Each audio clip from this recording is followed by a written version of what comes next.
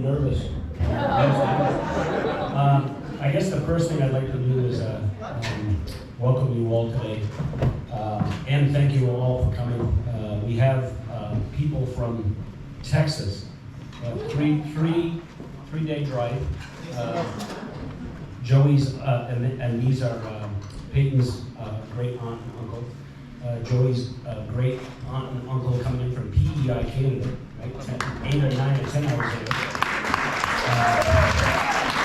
Our good friends, the Grubels, are here 5 hours away from Lubeck, and we hope to see many of you next year around this time in Lubeck for another wedding. So,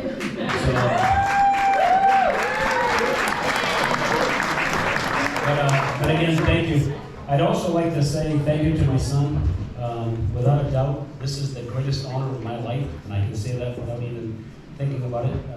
Joey knows me to be a pretty sensitive guy, and he's probably saying, "Oh, you're overly dramatic, Dad."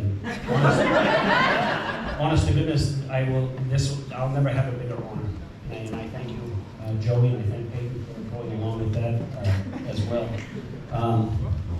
One of the things I was thinking of when I was trying to figure out what I wanted to say was that a very long time ago, 10 years ago today, Joey is very, very stoic in regards to these serious relationship talks. And so one day, I think we're in the kitchen, and he said, "Hey Dad, I'm talking to a girl, and she's a sophomore." So first thing I think of, I say, what a hot ticket, right? My son has not entered Midland High School yet, and he, as a student anyways, he's always around, and he's talking to a sophomore. Now talking to, and again, I'm very old school, but again, having Maria and my wife Karen talking constantly about who's talking to who, I sort of got an idea of what talking to meant. So then it was kind of funny because when I asked Joey, I said, "Who is it?" And he said, Peyton Janelle. And immediately, and Joey, I know that can attest to this, I had a big smile across my face, and I said, I thought the world of Peyton. I had Peyton in my honors intro class, and everything that she did, and I don't know if you remember this, Peyton, we used to do the ethicist. The ethicist was a paper every Friday they had to do in an honors class, and I wanted them to really, really think. So I would give them an ethical problem, and all of you guys that, at least if you live in Bedford, you know what I'm talking about, right? Officer Flint is he's hiding on May Street. You are driving the speed limit, but as you come up towards Elm Street, right, there's somebody barely around the corner. Do you A, flash your lights, Peyton, or B, do you, and it was kind of every week I tried to think of something, because again, let's face it was about, to me, you remember that, but to me it was about making them think. They're not going to remember, at least, I'm not sure that they're going to remember a lot, but I wanted them to think. I wanted them to make decisions based on how they felt or what have you. And everything that Peyton did, without exaggerating, it was like, you'd get a paper, everything was double, it was just incredible.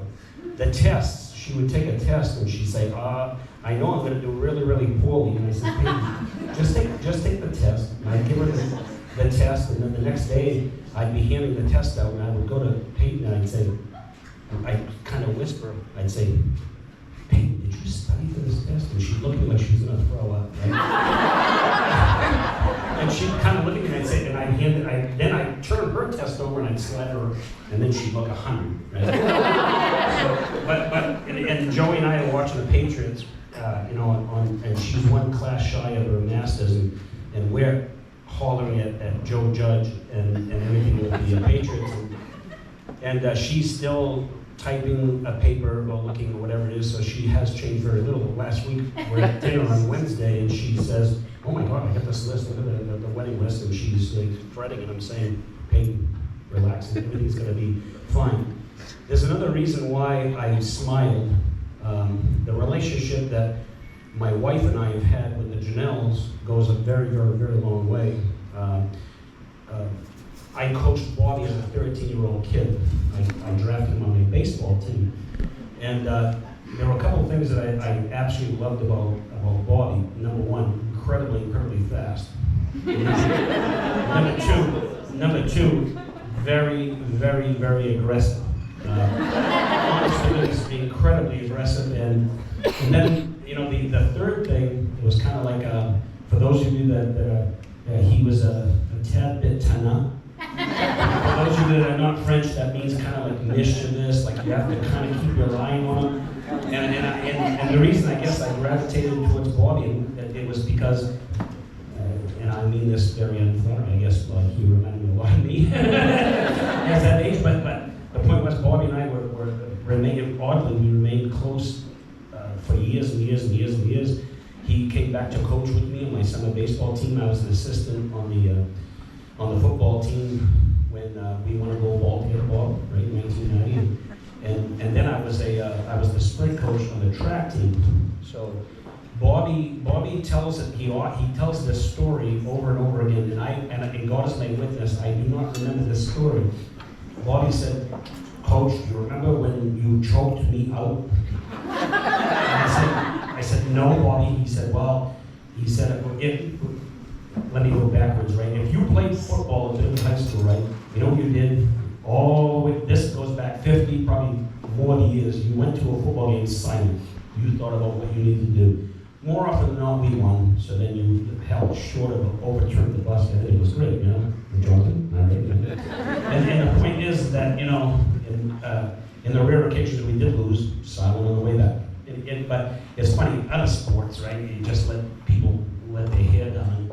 So apparently Bobby tells his story, and I'm sure he embellished it. I'm positive, right, Bobby? But he said that I asked that. I said, God, it was like the bus was rocking. We were going to the expo to run track, and I said, I looked back there, and the only guy that kept looking back at me was Bobby, and it seemed like he was holding court there.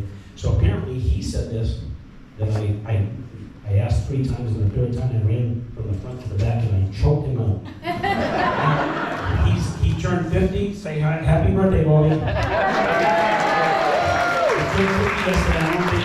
I will say this. I know I was a lot less tempered as a young coach, but Coach, you went from the front of the bus to the back without taking a step. That I remember. All right, I guess. And I don't remember that one, but I will say this, and then.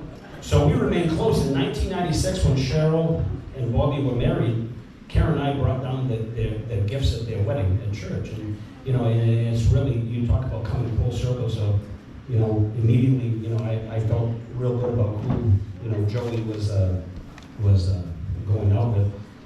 You always wonder how long your son's first love interest is going to last, right? High school relationships do not last. We know that, right? Or at least they seldom do.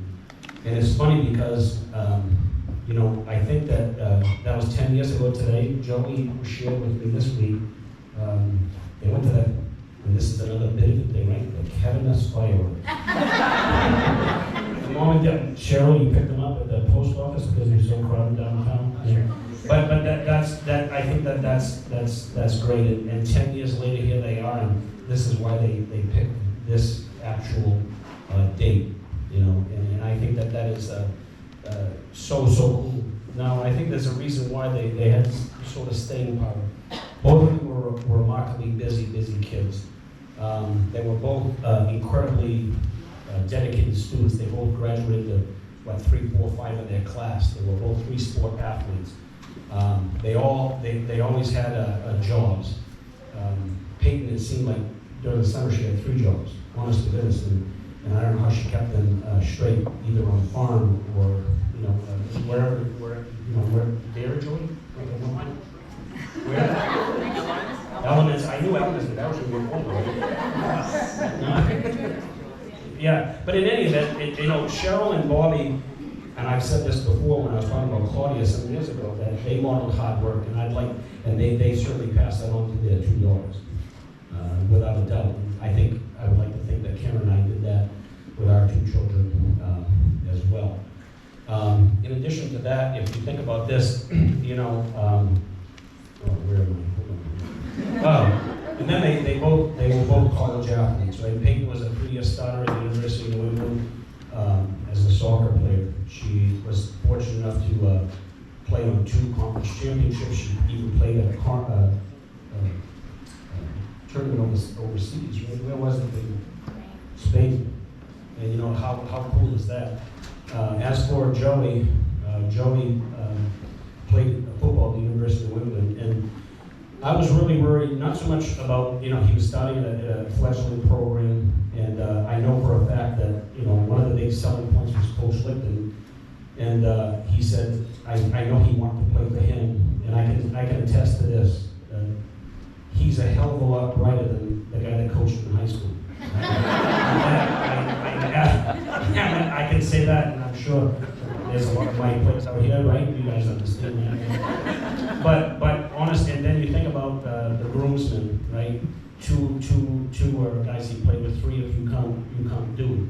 And I think that doesn't, you know, that tells you everything in regards to what the program meant to him. One of the things I will say is that one of the reasons why I was reluctant, I knew he could play at the college level. At 5'6", he claims he's 5'7" now, so he's and he is. I think he is. No, I was worried, and you know what? From the time he got there, he was a contributing member, and